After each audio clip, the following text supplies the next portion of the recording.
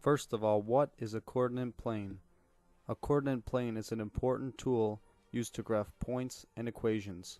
It includes 4 quadrants and an x-axis and a y-axis. The first quadrant is in the top right and is called quadrant 1. The second quadrant is in the top left corner and is called quadrant 2. The third quadrant is in the bottom left and is called quadrant 3. The last quadrant, quadrant 4, is in the bottom right. Notice these quadrants go in counterclockwise order. The origin is the ordered pair located at 0, 0. This is the starting point you should look at when graphing ordered pairs. The x-axis is the horizontal line on the coordinate plane.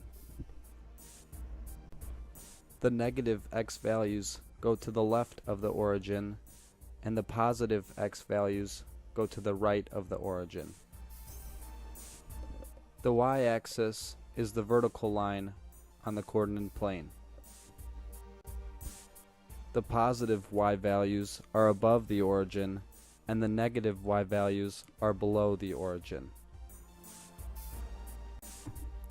Now we are going to graph our first ordered pair. Our ordered pair is 3, 2. In order to graph this, we need to start at the origin, which is located at 0, 0.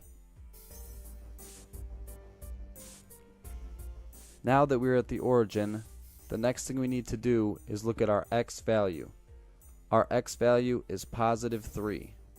Since we know that the positive x values are to the right of the origin, we will start at the origin and move 3 spaces to the right, leaving us at point 3, 0. The next thing we need to do is look at the y value. We have a y value of positive 2.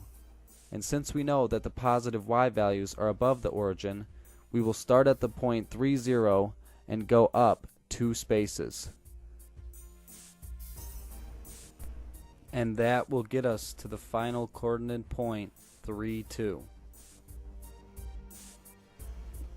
You did good on the first one, so let's try another one. Our next ordered pair is negative 4, negative 5. The first step is starting at the origin.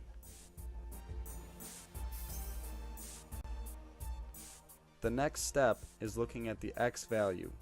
We have an x value of negative 4, and since we know the negative x values are to the left of the origin, we will start at the origin and move 4 spaces to the left, leaving us at the coordinate point negative 4, 0.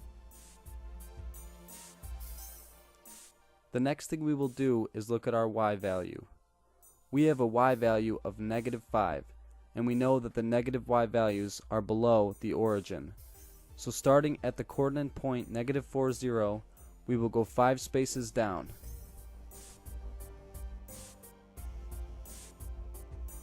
This will give us our final coordinate point of negative 4, negative 5. So, I bet you're dying to know, what is a linear equation? Linear equations are used to graph lines on the coordinate plane.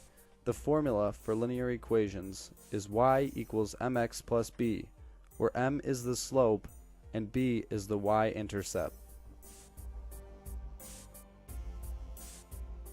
The slope, or m, determines how steep the line will be. The slope can either be positive, or the slope can also be negative. The y-intercept, or b, determines where the starting point of the line will be on the y-axis. There are 4 steps you can use to graph linear equations. The first step is to make sure the equation is simplified and is in the slope-intercept form. The second is to graph the y-intercept. The third is to use the slope of the equation to graph other points. And the fourth and final step is to connect the points to make a line. So let's take a look at this linear equation here and go through the steps. The first step is it simplified? Yes, it is, so we can move on to the second step. The next step is graphing the y-intercept. The y-intercept in our equation is a positive 4. So from the origin, we will go up 4 spaces to land at the point 0, 4. And that is how we graph our y-intercept. So after graphing our y-intercept, the next thing we want to do is use the slope of the equation to graph other points. So in the original equation, the slope is 3.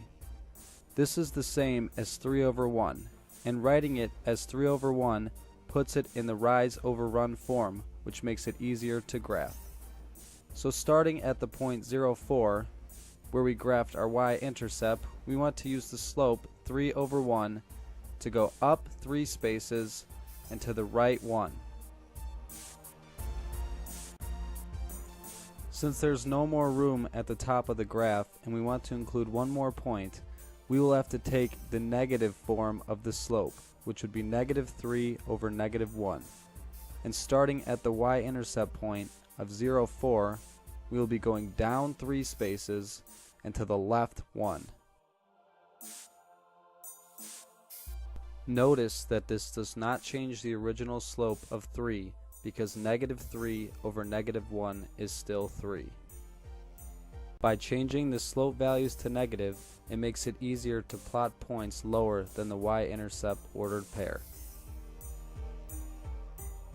And for the last step, after you have plotted a few points, connect the dots to make the line. I would like to try one more example. So going off the steps we learned before, the first thing is to make sure the equation is simplified. This equation is not simplified. So in order to do that, we want to divide the whole equation by 2. So let's do that first before we do anything else. So 2y divided by 2 equals y. Negative 8x divided by 2 equals negative 4x. And 6 divided by 2 is 3, giving us our new equation, y equals negative 4x plus 3, which is simplified. The next step is to graph the y-intercept. The y-intercept in our equation is a positive 3. So from the origin, we want to go up 3 spaces so we finish at the point 0, 3. The third step is to use the slope to plot more points. Our slope in our equation is negative 4, which is the same as negative 4 over 1 in rise over run form. The next thing we want to do is go from the plot intercept point, which is 0, 3, and go down 4 and over 1. We will repeat the step again, except this time we will go from the new point instead of the slope intercept point. And now that we have 3 points, we will connect all the points to create the line.